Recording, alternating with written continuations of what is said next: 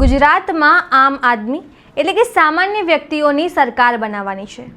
આ વાત કહી છે આપના ધારાસભ્ય ગોપાલ ઇટાલિયાએ।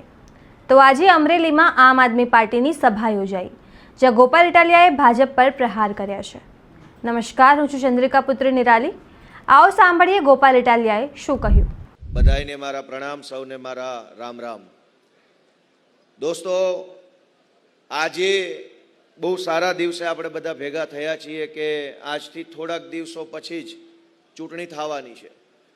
तालुका पंचायत, जिल्ला पंचायत वगैरेनी चूंटणीओ थवानी छे, त्यारे आजे आपणे अहींया ए चर्चा करवा बैठा छीए के एवुं तो शुं छे કે વર્ષોથી આપણે ભાજપને મત આપ્યો હોવા છતાંય આજ આપણે બધાએ નાનામાં નાની વાત માટે લાઈનોમાં ઊભું રહેવું પડે, કરગરવું પડે, હાથ જોડવા પડે, પૈસા આપવા પડે, ધક્કા ખાવા પડે।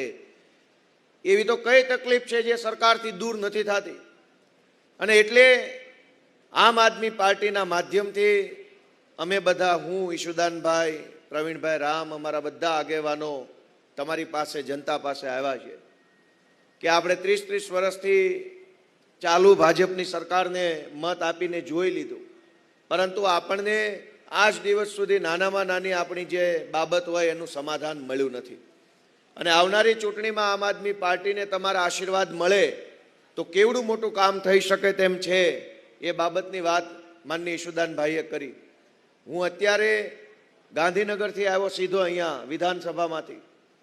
છેલ્લા 1 મહિનાથી વિધાનસભાનું સત્ર ચાલુ હતું અને વિસાવદરના અમારા ખેડૂતોના આશીર્વાદથી વિધાનસભાની અંદર બેસીને મને જોવા અને બોલવાની તક મળી। 1 મહિનામાં મેં જોયું કે ખેડૂતોના કોઈ પણ પ્રશ્ન બાબતે સરકારને કાંઈ ગંભીરતા નથી, કોઈ રસ નથી। દરેક સરકારના ધારાસભ્યો, માણસો માત્ર ને માત્ર મોદી, અમિત શાહ, ભૂપેન્દ્રભાઈ સંઘવીના વખાણો સિવાય કંઈ બોલતા નથી। મેં અનેક પ્રશ્નો ઉપસ્થિત કર્યા। ગઈકાલે જ મારો મુદ્દો હતો કે અનેક ખેડૂતોને ખેતરે જવાના રસ્તાની સમસ્યા ઊભી થઈ છે। ક્યાંક કોઈક દબાણ કરી દે એના કારણે, ક્યાંક ભાઈઓ ભાગના કારણે, ક્યાંક વાદ વિવાદના કારણે હજારો ખેડૂતોને પોતાના ખેતરે જવાના રસ્તાની તકલીફ ઊભી થઈ છે। સરકાર ધારે તો એક જ દિવસમાં કે એક જ કલાકમાં સારો કાયદો બનાવી, સારા નિયમો બનાવી અને ખેડૂતોને પડતી તકલીફ દૂર કરી શકે, પણ એ એવું નથી કરતા।